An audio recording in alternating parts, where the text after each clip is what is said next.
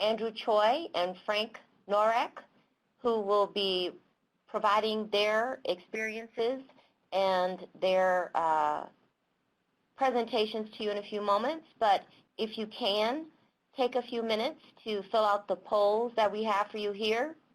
I'd also like to bring your attention to the lower left-hand corner where our chat pod is located. Please feel free to add questions in the chat pod at any time. Or if you're having technical issues, you can put that in there and someone will contact you in a private chat. In the upper left-hand corner, you'll find our presentations for today, where you can download them for your convenience. So go ahead and take a few minutes to fill out these poll questions, and we'll get started with Andrew in just a moment. Thank you.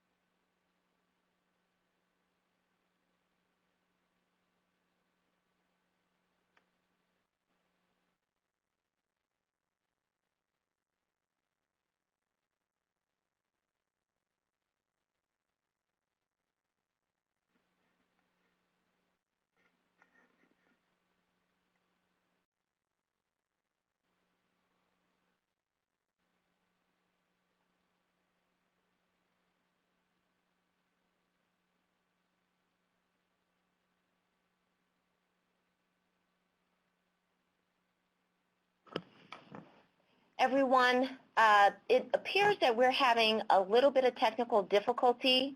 I believe there are a large number of people trying to enter the web room at this moment.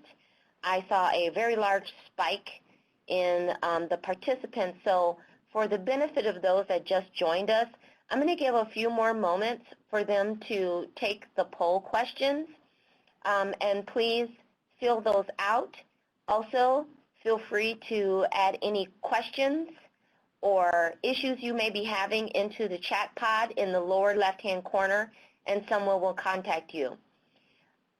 I am not sure what raising your hand means, so I'm going to lower everyone's hand that has raised them, and if you have an issue, please use the chat pod instead. Thank you.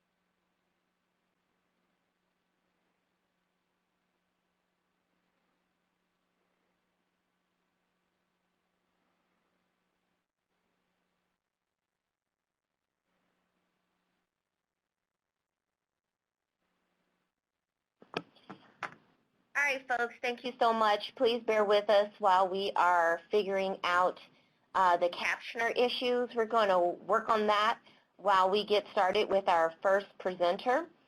But before that, I just want to go over briefly the results of our polls.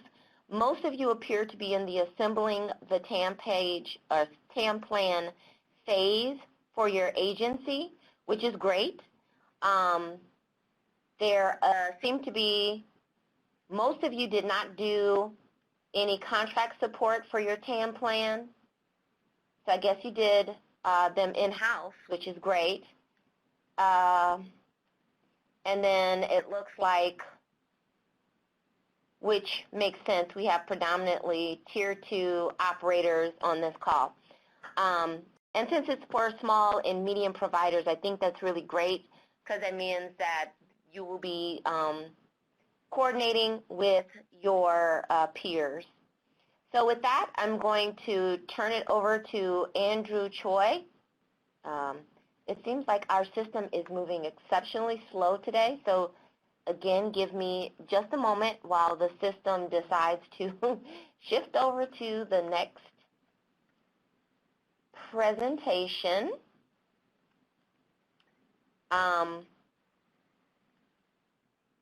There we go. Okay. So Andrew is from LCTA, Luzerne County Transportation Authority, and he is going to talk to us a little bit about TAM in his agency. Thank you, Andrew. Thank you, Ms. Shidoni. I'm actually from Long Beach Transit. Frank is from LCTA. For everyone that doesn't know me, I'm Andrew Choi. I'm the maintenance. Oh, you have the LCTA. All right, now I have your correct presentation up, Andrew. I apologize for that. Thank you so much. Oh, no problem. Again, my name is Andrew Choi. I'm with Long Beach Transit. I'm the maintenance operations planner.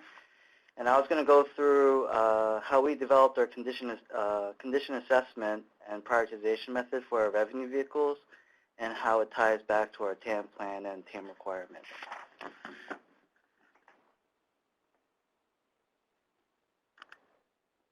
And before I go into those details, I will provide a brief overview of Long Beach Transit, the definitions we use as our guide, and our method for conducting condition assessments, and share with you some FTA resources that we used that helped us a lot when developing our TAM plan.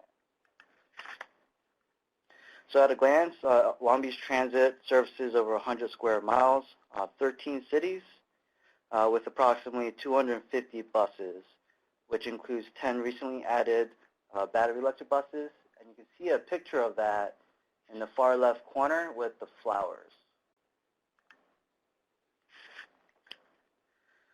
These are the two definitions that we used and focused on when developing our transit asset management plan. When developing it, we wanted to look at what was strategic and systematic, and then for the state of good repair, we want to develop objective ways to measure our assets. And then when we go into further detail of state of good repair,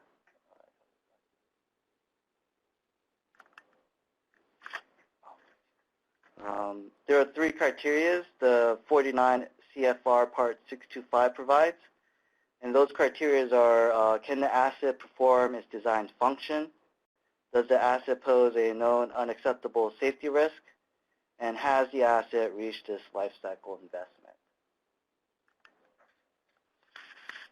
So the question is, then where do we start? What we decided to do was look at what tools we have and what we currently do. And at Long Beach Transit, we have an enterprise asset management system called Ellipse. And this is an example of one of our work order screens. This screen allows us to see the type of work order request. In this example, it's a roll call. We can see the maintenance type, and in this case, it's corrective work, and the component, which this one shows is a front axle and suspension. LIPS also records miles, costs, and other data points that we can use to analyze the performance of our assets. So then we looked at what we currently do at Long Beach Transit. I don't think we do a lot of things that are different from other agencies. We have a preventive maintenance program. Our system allows us to track vehicle statistics like miles and fuel. We have work order data that we can analyze for road calls, repeat failures, planned and unplanned work, and other types of data points. And then we also have a California Highway Patrol audit that all the agencies in California go through. This is an audit from the CHP that determines whether the agency is dedicated to safety, compliant with regulations, and committed to best practices. So then after we looked at what we do, our initial thoughts of our measures are listed here. Age was the easiest one that we thought we could work with. Then we looked at miles. This one is a little bit more complicated. There are questions. Oops, sorry about that. Miles, going back to miles, there are some questions about whether or not we use target miles. In this example, it would be like 500,000 miles. And then once we set those targets, whether or not we use a scale of in this example, 1 to 5, or a percentage compared to those target miles. Then we have work orders and costs. This became a very complicated scenario. There are a lot of questions about the type of work orders that we should include or exclude. And then when it came to cost, there were questions about, do we look at total cost or cost per mile? Do we include cost for accidents? And then we moved on to how we incorporate the California Highway Patrol audit and the preventive maintenance program. Some concerns with that is that the CHP audit is an audit of a sample of our fleet and not the entire fleet. And then the preventive maintenance program is more related to how we execute the program and less about the condition of our vehicles.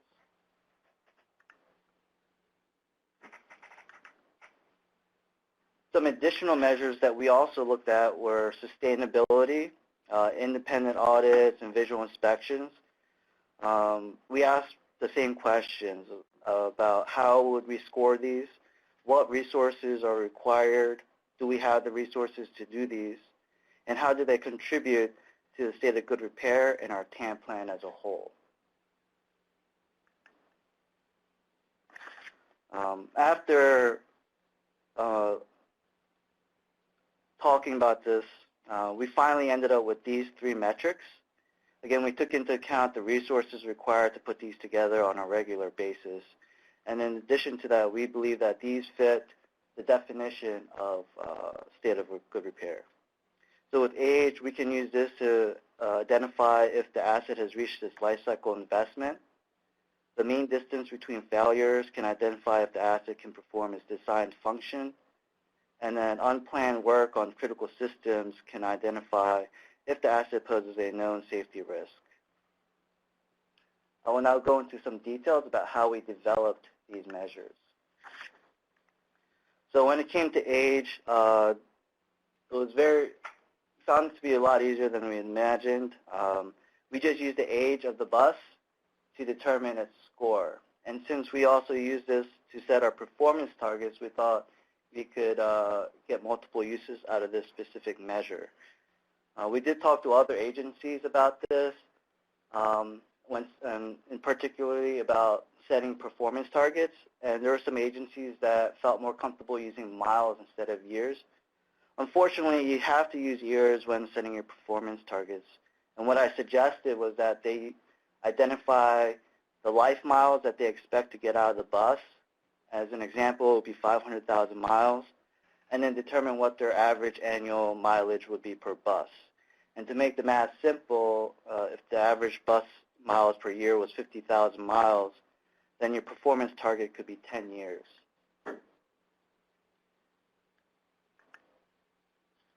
Next, this is a matrix of our mean distance between failures.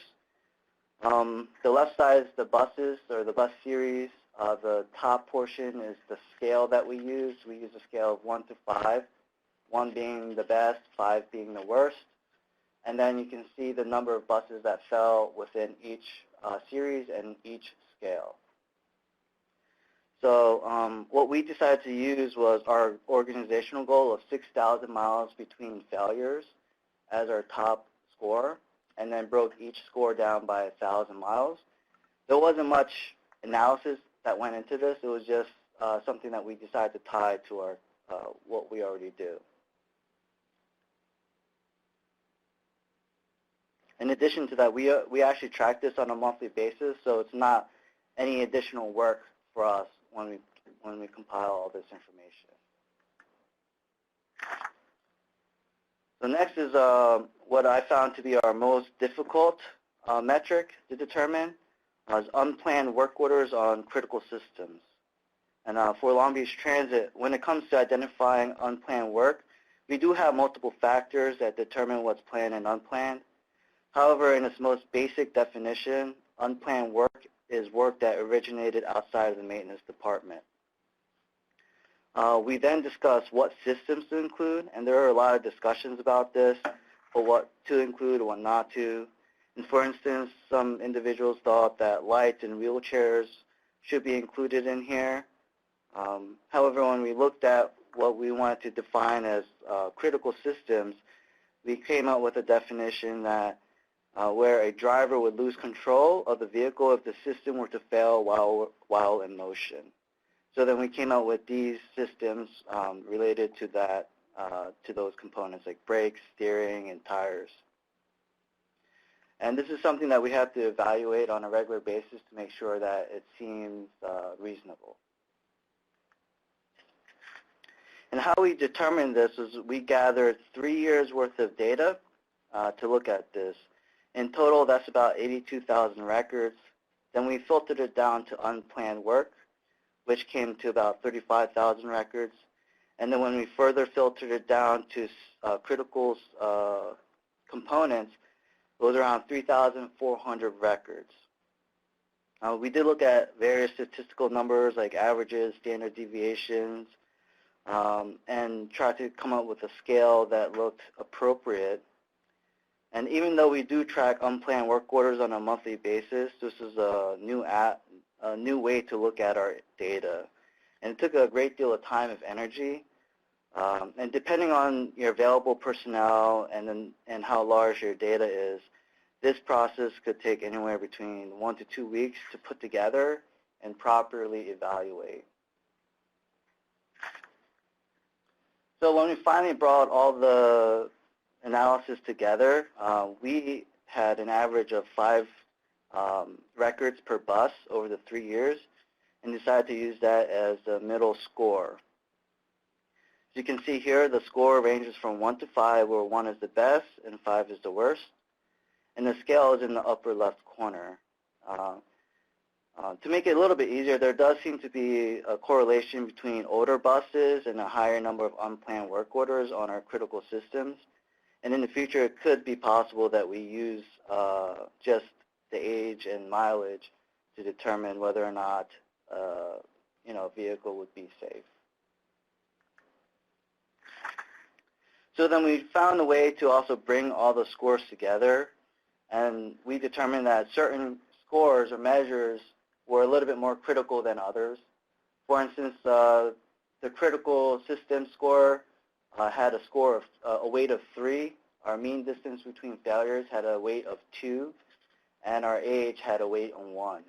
When we add up all these scores together, we have a scale from 6 to 45. This is an example of how that scoring system would look like. On the left-hand side, there's a list of buses, and then there are scores for each criteria. And then on the right-hand table, the scores are then multiplied by their weight, and you see the final score and on the far right in the colorful scale. So in this case, the best bus had a score of 16, and the worst bus had a score of 36. We then use the score as part of our decision support tool and investment priority. Using the weighted total, we decided that if a bus scored a 35 or above, that it should be replaced within the year. If it's scored within 30 to 34, it should be replaced within the next 3 years, and anything below that doesn't require any immediate attention.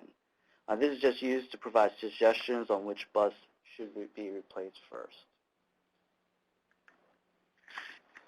Finally, these are some of the challenges and lessons learned over the process. The challenges were just defining and agreeing on the criteria. There's a lot of different ways that we could do this, a lot of different ways to look at it, and it can be very difficult sometimes to come up with and put everyone on the same page. And then understanding what was actually practical and what wasn't.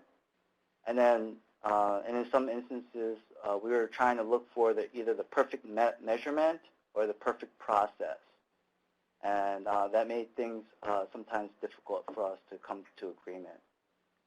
And some lessons learned here was that to keep the measures simple, and that more is not always better, and being open-minded to each other's ideas and being flexible, and then understanding that the decisions that were made today can be changed in the future. And then when coming up with the process, to truly think through the process to see how does it fit with your TAM plan, what resources do you need to complete that task, and if you have those available resources. And finally, these are some of the resources that we used at Long Beach Transit. Fortunately for us, we are part of the California Transit Association, and within there is a subcommittee related to TAM. In there, we do meet on a quarterly basis, and we talk about our progress and the direction that we are going in, and how we developed our TAM plan as a whole. And we communicate with each other and assist each other in any way that we can. And then below that are some FTA resources that I found truly helpful in developing our TAM plan. These are hyperlinks to those specific areas. Finally, thank you for coming here and listening to us talk about how we developed our TAM plan. Andrew, thank you so much. And that is a beautiful bus. I love all of the daisies on there. And I appreciate you sharing with us your experiences at Long Beach Transit. Next, we're going to change gears, and we're going to shift it over to Frank Norak at Luzerne County. At Luzerne County Transportation Authority. And there we go. And he's going to talk to us a little bit about his experiences. And please remember, you can put your questions in the chat pod on the left-hand side of the screen at any time during the presentation. Thanks. Frank, it's all yours. All right, thank you very much. I'd like to first thank the FTA for the opportunity to present today and assist fellow public transportation colleagues in their pursuit to complete their TAM regulatory requirements. Today I'm going to talk about transit asset management implementation and the challenges and lessons learned along the way. I'll give you a little bit about our information about our agency. We were founded in October of 1972. We are one of 37 public transit agencies in the Commonwealth of Pennsylvania. We currently operate 38 fixed-route buses, 49 paratransit vans, and a fleet of 6 support vehicles via 19 routes that operate Monday through Saturday. We offer, in some NTD data, we have around 1 million passenger trips annually and on our fixed-route system, and nearly 170,000 on our paratransit system, and our vehicle revenue miles are a little over 2 million. Also, we are the first Tier 2 agency to complete the TAM requirements in the Commonwealth of Pennsylvania.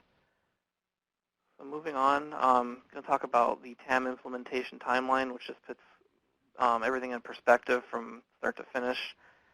Prior to 2016 and the issuance of the FTA's final TAM ruling, the agency completed many of the TAM activities now cited in our plan.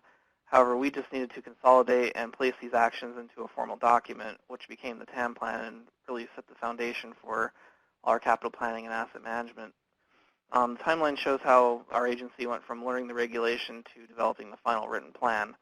And the Transit Asset Management Plan is both a document and a program, gave us that solid foundation to ensure coordination among the agency's internal departments when it comes to capital planning and maintenance activities. So on the left-hand side, you can see kind of the individual activities that were taking place within finance, within the maintenance department, the operations department. July 2016 is when the final rule came out, and then from there we reviewed the regulations, developed staff assignments, we held monthly meetings, and then out of those meetings grew a implementation plan. And in January 2017, before we could even write the TAM plan, we wanted to update our fleet and facility maintenance programs and plans. And from February pretty much through much of 2017, we wrote and developed the TAM plan, gathered data. September last year is when we wrapped things up and then submitted to the FTA and our MPO and PennDOT planning partners, and did the optional reports via the NTD data. So challenges and lessons learned along the way, really endemic to a small to medium-sized agency like us. First of all, is understanding the TAM regulations, and then next came up the staff and talent resource allocations, what department and what individuals are going to be responsible for what actions, making this a reality. The inspection process, the use of the capital planning tool in the TAM plan, and placing, again, practice into words. Again, we were doing most of the actions that are now in the document, but we had it documented, but we really didn't have it formalized. Each department knew what they had to do annually. It's just this TAM document really brings everything together and for everybody to follow. And last was the TAM implementation. So, one of the challenges of understanding the TAM regulations was it was a new policy for us. There were no prior examples.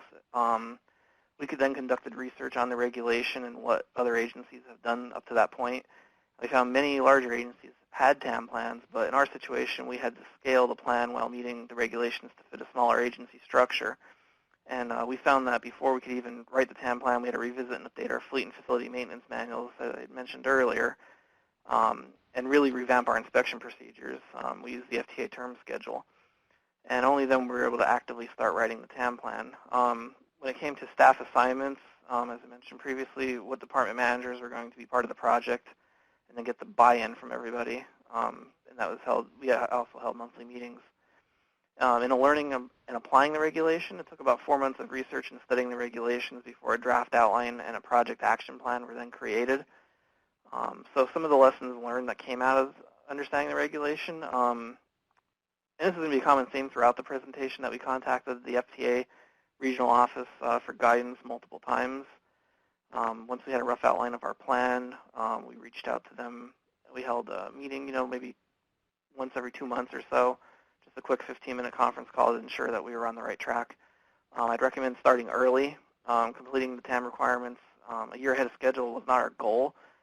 We just wanted to ensure that we were compliant and didn't want to be behind the 8 ball and perform, have a plan that was substandard, because we knew how important this was to safety and efficiency and investment justifications for the agency.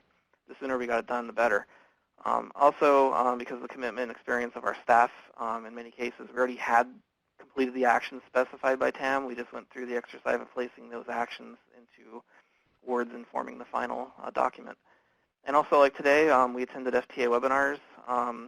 We've attended every single TAM webinar that's been produced to gain more understanding of the regulation.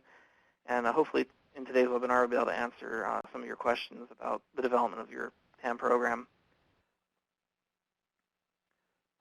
So getting into the staff and talent resource allocations, it comes, some common themes here is, the accountable executive is the executive director in most cases. As a compliance analyst, I work with our Director of Administrative Services on the project management side and actually authoring the plan and trying to ensure that everybody's on the right track, and we coordinate among the multiple departments and bringing TAM to reality.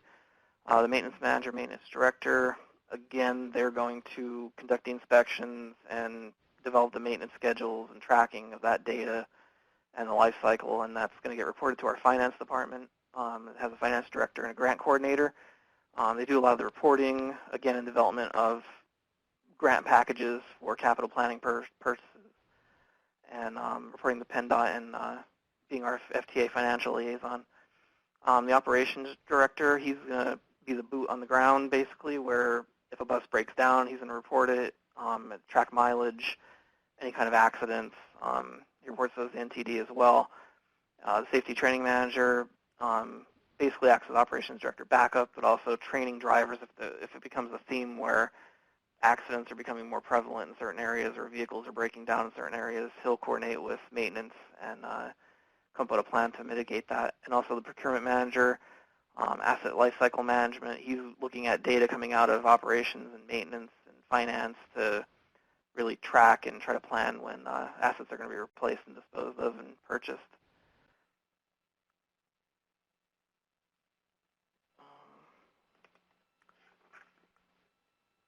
Ran into a little problem. It says my computer lost connectivity.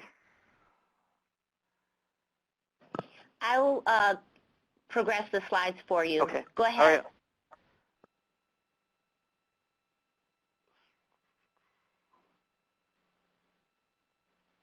All right, came back. So the inspection process, getting into that, we had to update our fleet and facility maintenance manual. And also the inspection procedures. We never used the FTA term scale before. We had some internal guidance from PennDOT on their ULB selection and how it's pretty similar from what PennDOT wants to the FTA, but in the development of the TAM plan, we obviously wanted to use the FTA ULBs. I'll talk about a little bit later about how come we had to develop a custom ULB for one of our asset categories. Again, we had contacted the FTA for guidance, and we used our available resources in the creation of our fleet facility maintenance manuals and the inspection procedures, namely NTD, the capital planning tool, and our dossier maintenance system. Talk about now is the capital planning tool in its use in our transit asset management planning procedures. The CPT is one of the critical tools we use as an agency to monitor transit asset conditions. The CPT is an open source asset management software program called TransAm, developed by Cambridge Systems. The software is used by most state DOTs we found, and if an agency is not currently using the software, they may want to check with their state DOTs to see if it's available to them. CPT came about because each public transit agency in Pennsylvania receiving PennDOT funding is required to use the CPT software to document asset conditions. We adapted that to the FTA TAM process as well. And the use of the CPT came about around 2015, so pretty much a year before TAM went into effect from the FTA side. And it's utilized by our maintenance department, our finance department, our grants department to monitor asset life cycles and report amongst the departments and their individual activities. So the CPT, it manages all our assets, including rolling stock facilities, equipment. It stores information about the asset type, inventories, if it's in service or out of service currently, mileage, changes in conditions, usage, value and depreciation, and much more. And also generates a series of reports for asset condition, value, and replacement needs. The CPT has pretty much 3 modules to it. There's an inventory module, a capital planning module where you can estimate useful life of an asset and predict in what time period it's going to need to be replaced. And you can develop capital plans from that. The funding module manages the funding sources and develop funding plans and grant management projects and restrict funds for certain usages. Next couple slides are going to show what the actual capital planning tool looks like. This is the login screen. And here's an example of a state of good repair report. Again, you can see the asset categories for our buses and our paratransit vans and our support vehicles. Their book value and replacement cost. You can drill down into the reports for different categories depending on what criteria you want to measure. And here is a example of the dashboard. Gives our agency overall view of our agency in different funding mechanisms, their book values, average ages. You can see on the top part of the screen the different modules and reporting screens. So how do we use the CPT in our TAM planning? Well, talked about the custom ULB. For PennDOT, we replaced our paratransit vans 5 years and every 150,000 miles, whereas the FTA ULB was every 8 years.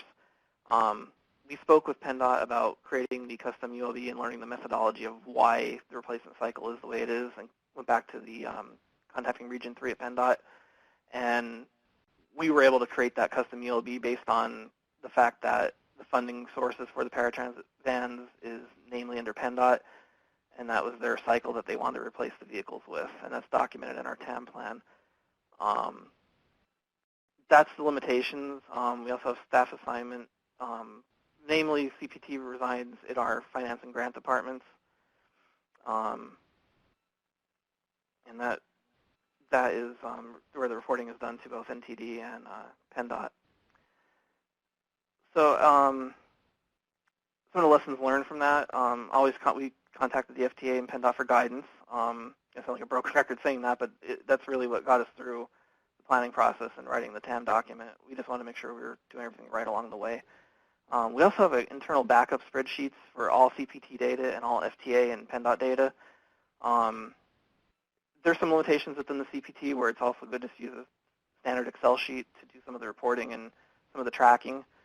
And so I'm going to get to the next section here. It's placing practice into words. The first step after reading the TAM regulations was developing an internal action plan for the TAM implementation project. We used a master compliance calendar to store the timeline and due dates for all regulatory projects and programs, be it PennDOT or FTA.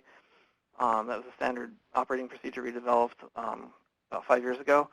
And we found that we needed to first review and update our fleet and facility maintenance plans before creating the actual TAM document, because a lot of the data you get out of those plans, it's going to filter out and trickle down to ultimately creating your goals for the year and your state of good repair goals. That's why we found that to be critical before we can even write the plan.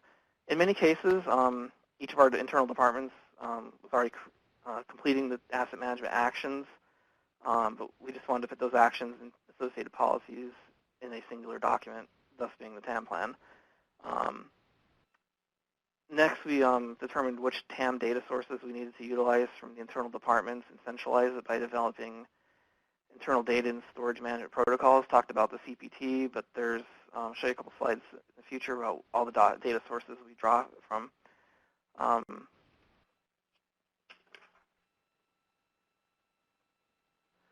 So here's some examples of individually what each department was responsible for in simple processes such as the capital planning process. Each one of these actions went into developing the TAM plan. This is a good example because you can see that siloed effect again between, and the really coordination among maintenance, finance, operations, and my department with the compliance aspect of it, putting it all together. So this is the slide I talked about where our data sources come from and our decision support tools. Really, there's fleet and the procurement manual, which are policies, the TAM plan itself, which puts everything together, our dossier system, which tracks maintenance, scheduling and maintenance completion, work order usage, vendor management activities, the CPT, where we draw from data that's and reporting that's fed into it from maintenance, and we have our capital list of prioritization of projects and programs where we could say, okay, we need to replace 5 buses this year. What resources need to go and make that happen? And how does that affect other resources, both financially and operationally? And we also coordinate with our MPO for funding resources and different projects, different transportation projects on a larger scale for future planning purposes. And this is an example of our maintenance strategy that was developed when we updated our maintenance plan. It shows the frequency and the type of maintenance activities that are going to be performed on a trolley bus. When certain components are going to be inspected, how often they're inspected. And again, all that data is fed into our dossier system. And once you start seeing how your maintenance plan operates in real life, and if there's components of vehicles that are breaking down fairly consistently, and you see trends developing. That's another aspect of the software system, and the whole transit asset management plan is try to mitigate downtime ultimately and breakdowns. So some of the implementation factors, the challenges of getting the buy-in from all aspects of the agency, from mechanics all the way up through our director, and the director really understood the criticalness of having a safe and efficient system.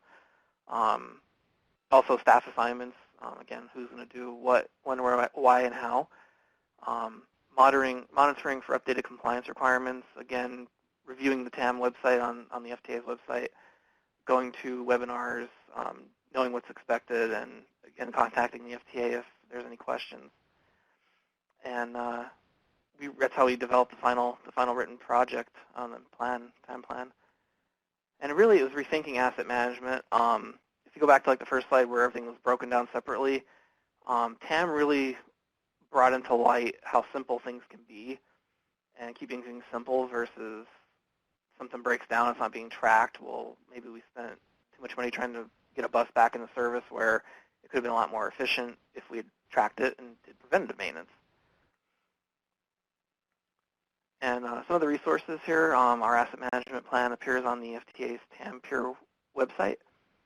And for more information about the CPT software that I spoke about, there's links for the PennDOT system and the developer. And there's my email information if anybody has any further questions about TAM. But again, I highly suggest that you contact your regional office at the FTA or your state DOT. But again, I'd be happy to answer any questions when the Q&A section comes up. And also, I'd like to thank you today for your time. That's the conclusion of my presentation. Thank you, Frank. That was really great. I really appreciate how you discussed your lessons learned between regarding each of those steps. So now I'm going to go through the chat pod, and folks that are participating, please know that you can continue to add questions to the chat pod while we go through them. But I didn't see a great deal of questions, so this might be a fairly short Q&A, which I'm sure is fine. Everyone already has a copy of your presentation. If you look in this orientation, that copy is now in the lower left-hand corner, and you can download those. So I'm sure, that'll be a question from most folks because you guys had such good information in your presentations, where to get them. So that's where they can get them. And I think we also will have this recording posted to our TAM webpage in the next couple of weeks. So you can also download them there in the future. So with that in mind, there was, I believe, one comment here from Brian Donnabrink. He mentions, and this was during Andrew's presentation, that he was not aware of contact support to develop any part of your TAM plan, but would be very interested in this, including examples. Andrew, you think you can respond to that?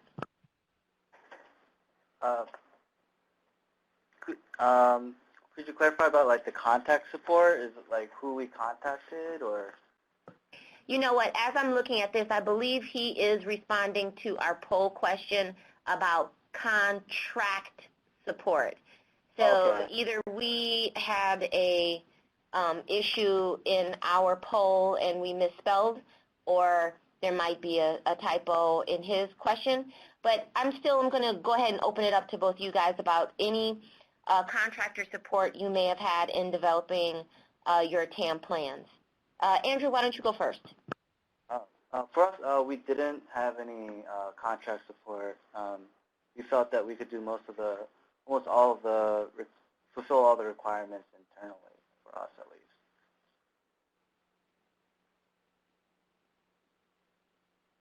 And Frank, what about you? We didn't use any contract or anything like that. Everything was done in-house as well.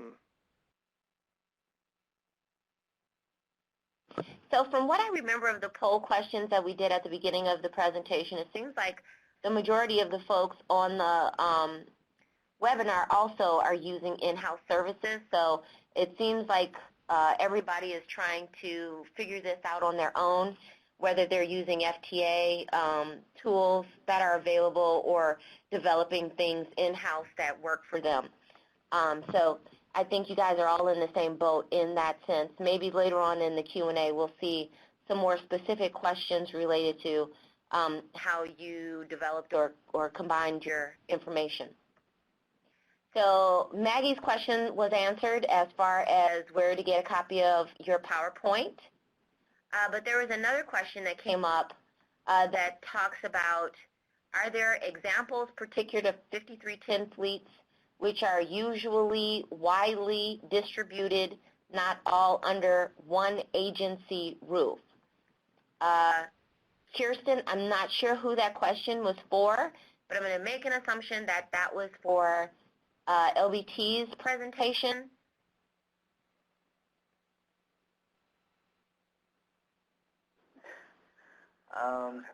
I'll be honest, I don't know how to answer that question. We don't have those kind of vehicles, so sorry, I can't help with that.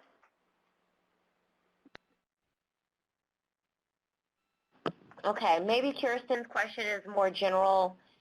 Maybe she just, I'm assuming this is a female, but maybe she's just asking about questions. Sorry?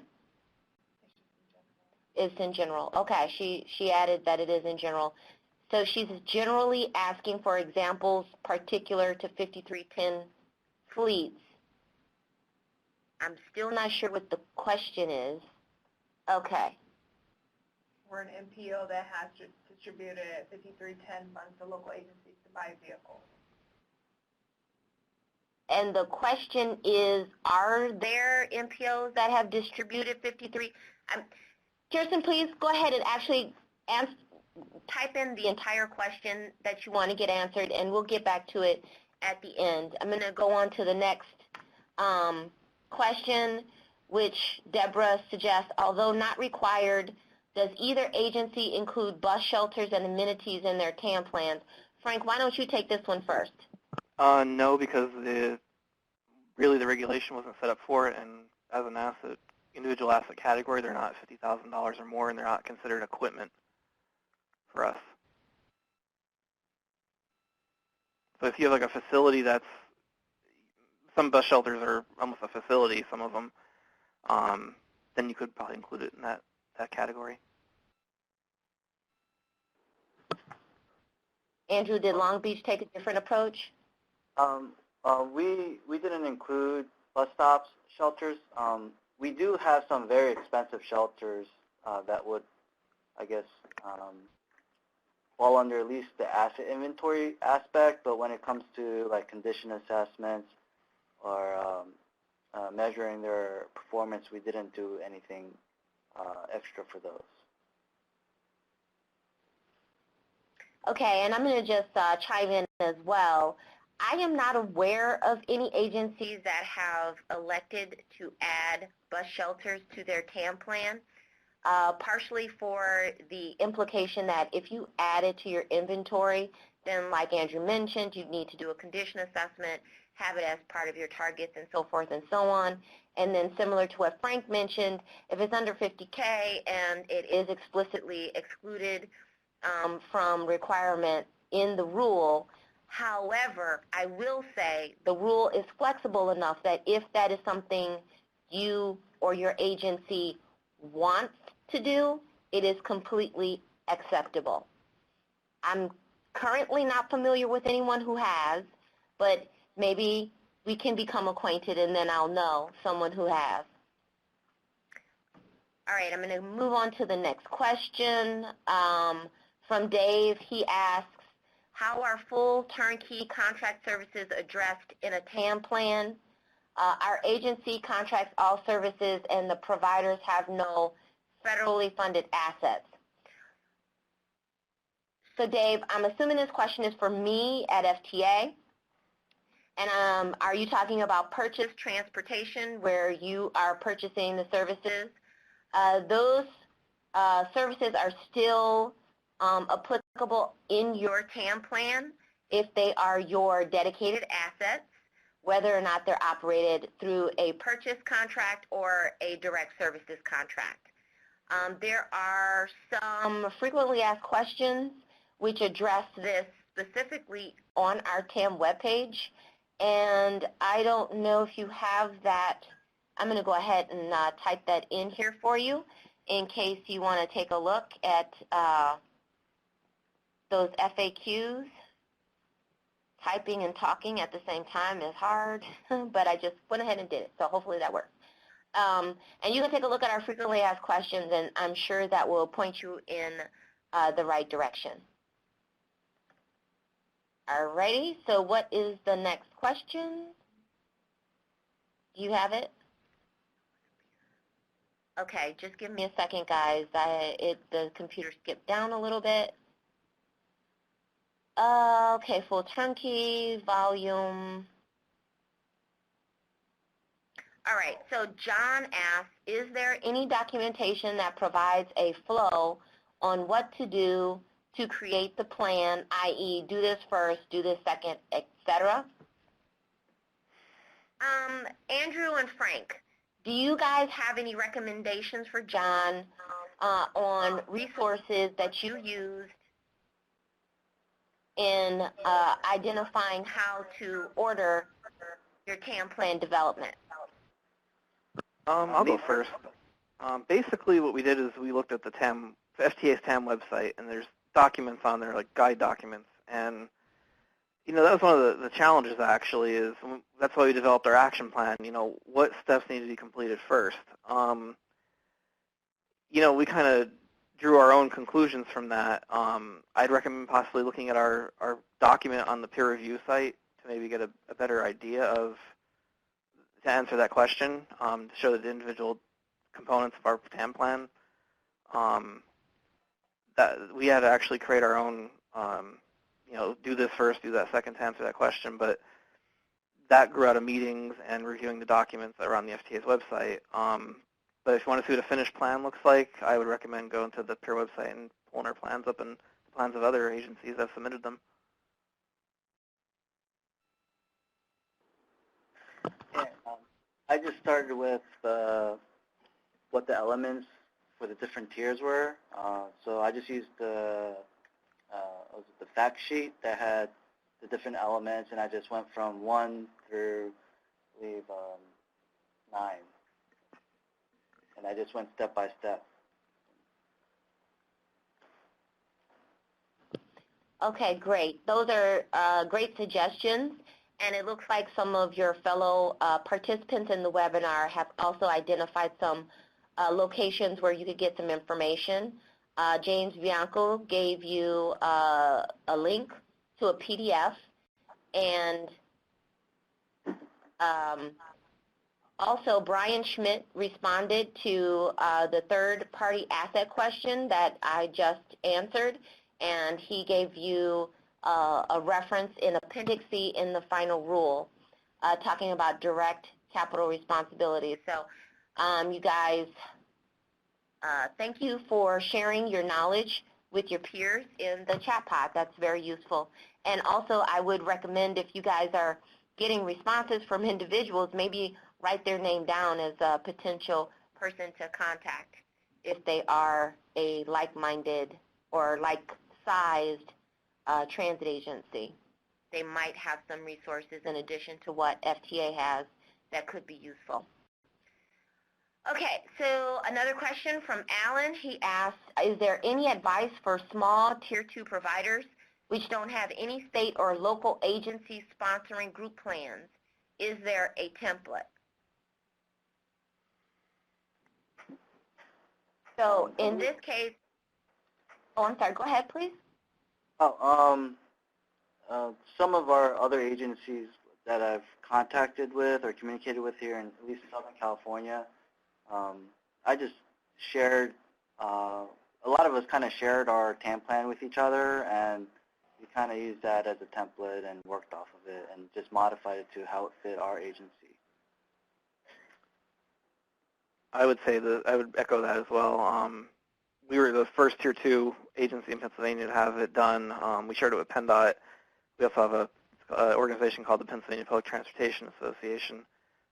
They had a meeting, and they shared it among their agency members as well. It just comes down to fitting your individual fleet and facility and asset makeup of your agency.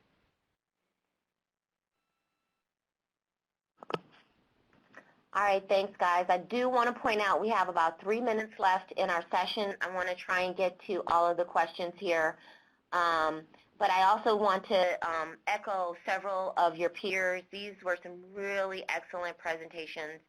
Folks appreciate the size of staff assignments. I personally appreciated the lessons learned. And I think that you guys are going to be getting a lot of calls from your peers on some information, so I apologize in advance about that. But there's a question for Andrew asking if you would be willing to share your investment prioritization tool. I don't mind. I'll be more than happy to share it. All right, so you can either contact Andrew directly, or I can try and get a copy and share it with those of you that are participating that want to know. But Andrew and I will be in contact, and I will let you know. I have your name here on the page, so I will contact you. I can't say your name, but I see it. So all right. The next question, did you have an option to use a state TAM plan? Was it available at the time you made a decision to develop your own? Frank, I'm thinking that's for you. Yes, we did have the option. It came about later, almost 9 months later after we had completed the process. We're still mulling the fact to see what the comparison will be between the state plan and our own plan, and that's still being worked out at PennDOT at the moment. It could change, though. We might end up using their plan in the future. It's not decided yet. But, yeah, we did have the option. Okay, great. Chase wants to know, we've hit the end of our time, but if you guys want to stay on for another, I'd say 5 minutes, we might be able to get through all these questions. Otherwise, thank you so much for participating, and we'll have a recording of this posted on our TAM webpage. The next question was about the agency TCRP tool. They wanted to know if there was any guidance on replacement model for this. I do not know of any add-ons for that tool. However, I will say that the group plan sponsor and Tier 2 agency template, TAM Plan template, does have a vehicle replacement tab in it. So you might want to take a look at that and see if you can adapt that to work with your TCRP model. One of your peers wanted to know how expensive the CPT software was, but I'm going to let him contact you directly rather than put that in a forum such as this. Also, finding examples of others' work. Oh, sorry, that's not a question. Are there any other questions, Ursula? Have you seen any questions? I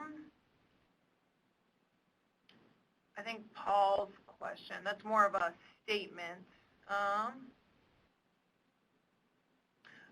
From Susan, how does everyone determine the replacement cost / value for all asset classes? Any standards or formulas, etc.? Well, we do two things. Look at the book value due to depreciation. That comes out of our financial department with audits every year, and also for book value or for total equipment cost, we try to find the most recent contract or contact the manufacturer to find out what the replacement cost is on a vehicle or asset. Say it's a facility item, but normally the facility items are grouped together. But for individual vehicles, we'll contact the manufacturer, we'll contact PennDOT, or depending on where the funding source for it's being purchased, or look at the last vehicle history purchase information.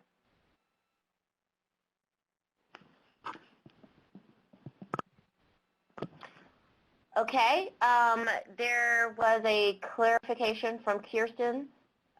She wants to know, I believe, are there TAM plan examples for groups of vehicles held at multiple different agencies?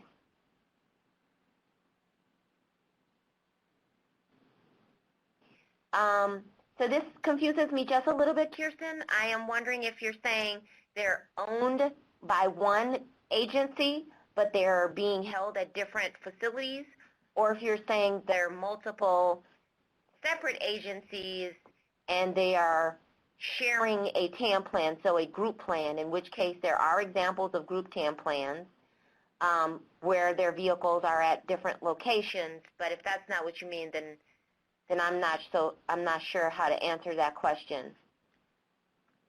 All right, so one from Chase that other folks are wanting to see a response. It's a repost regarding including bus shelters in the TAM plan. Did you say that if an agency decides to include shelters and standalone benches in the inventory, we are required to perform condition assessments? We want to consider these simply to keep our asset inventory comprehensive, but have not completed condition assessments on shelters or standalone benches. So standalone benches and shelters, I feel like, are slightly different level of detail. If you want to keep an inventory of your standalone benches in your TAM plan, they're not reportable to the NTD, nor are your bus shelters. What I did suggest is that if you are including it in your inventory, that you'd also want to do the condition assessment and the target setting for those assets.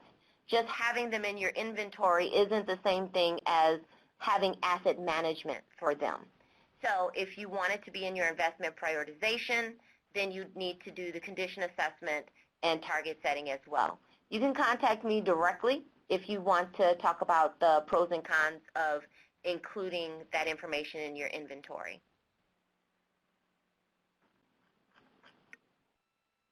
Okay, I think that we kind of jumped over a couple of questions here. Susan wanted to know, how does everybody determine, and this is going to be our last question, how does everybody determine the replacement cost or value for all asset classes? Are there any standards or formula, etc.? I'm going to turn that over. Frank, did you want to, or Andrew, did you want to mention anything about how you came up with those? I would say that contact your accounting department. There might be a state DOT report or some type of an accounting report that would show what the current book value is, and then compare that to a replacement cost. We actually, remember developing the plan last year, we had to find out what a new forklift would have cost, the replacement value of that. Contact a manufacturer, contact a dealer, depending on what the asset category is, and that, in terms of today's money, that's what it would cost. That's how we termed the replacement value.